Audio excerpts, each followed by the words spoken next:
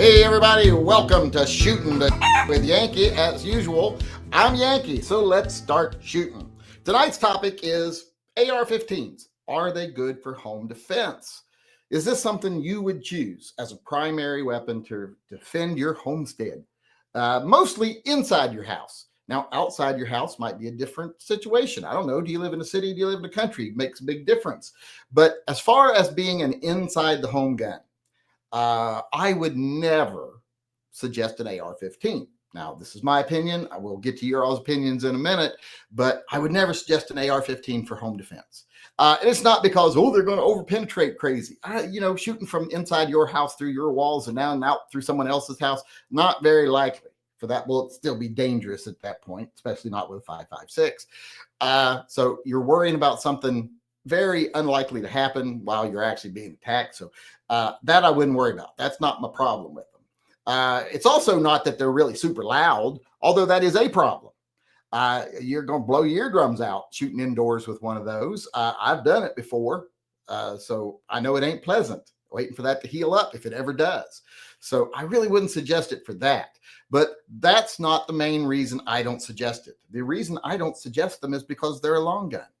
If you want to get an AR-15 pistol, well, then you kind of defeat the purpose of an AR-15. Just get a regular handgun. But if you're getting a rifle, if you think you're going to use a rifle for home defense, that makes you so vulnerable.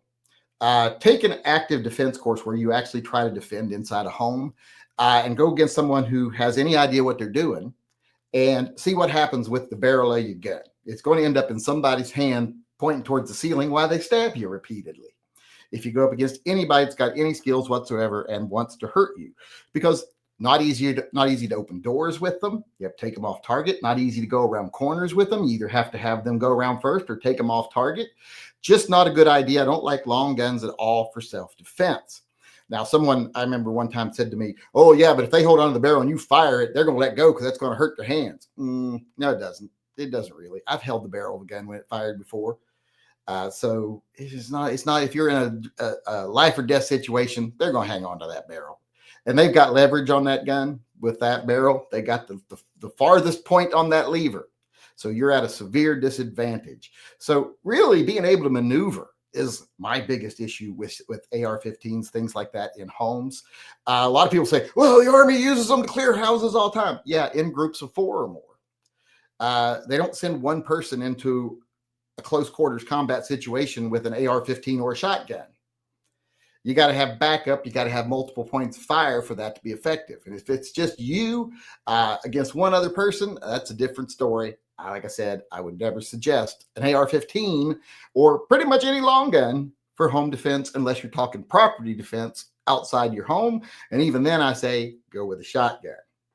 But let's see what you all have to say. Do you agree? Do you disagree? Let's see.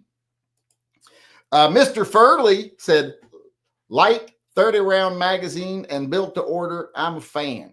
Okay, well, he apparently disagrees. He likes it for self-defense. Well, what do you think of the argument that it's going to put you at a disadvantage, opening doors, rounding corners, all kinds of things? You got to take that into account.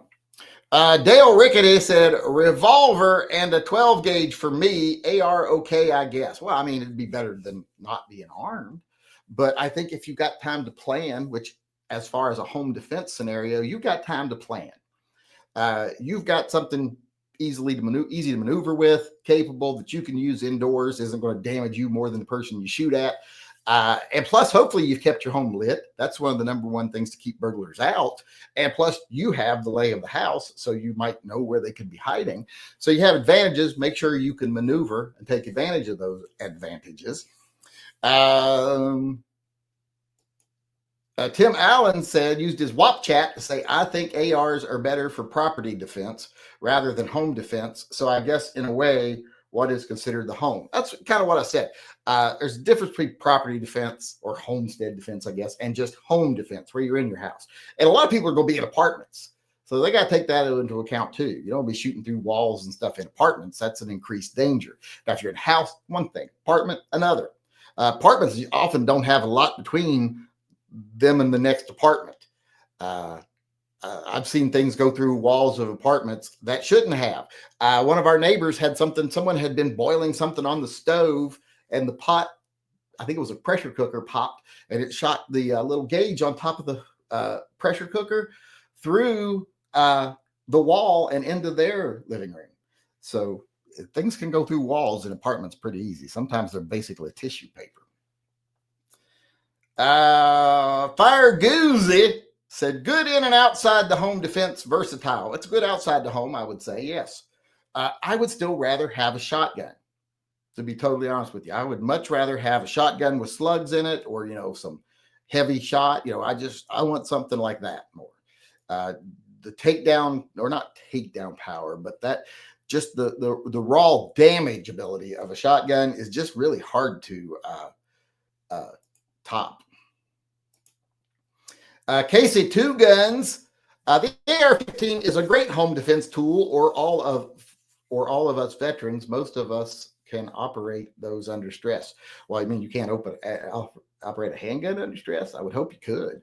Most veterans don't shoot ARs all that much. Hell, I never touched one after basic training, really, I don't think. I think maybe 2 or 3 times for qualifications, but other than that, I don't think I ever touched an AR again. Any type of rifle, I should say. Long gun. I didn't touch a long gun. We don't have ARs, but didn't touch anything like it. Long gun, whatever. Just never happened. I was issued a Beretta, and that's the only thing I ever used. So there's a disagree. I would love to hear the people who disagree with me, though, counter the, although that's not really the point of this chat. I would someday like to have a discussion about countering the disadvantages of a long gun in close quarters.